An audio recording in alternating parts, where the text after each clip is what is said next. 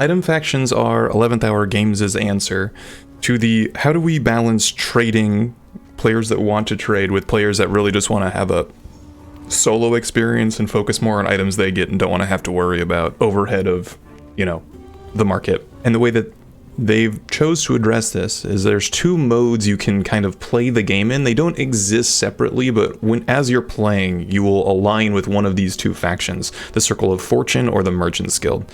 They're kind of what you expect. The Circle of Fortune adheres to that more solo playstyle where you'll find better loot as you play, but that loot is kind of bound to you.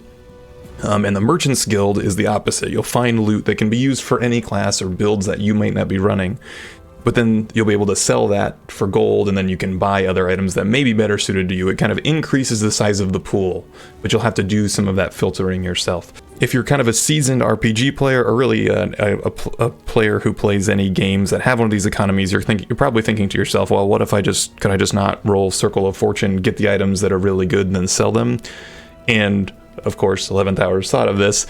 The way it works is when items drop, so say you're aligned to Circle of Fortune and you're going through and you're kind of getting better items at this higher rate because you've ranked up your Circle of Fortune reputation. When those items drop, they will have a higher rank requirement. So here, let's scroll to the thing.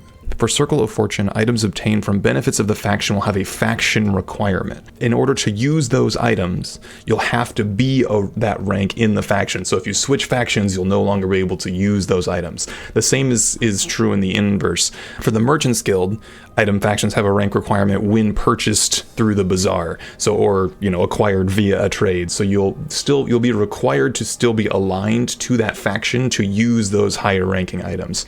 We'll see how this feels in practice, but I'm pretty optimistic for this. I think this will be pretty cool.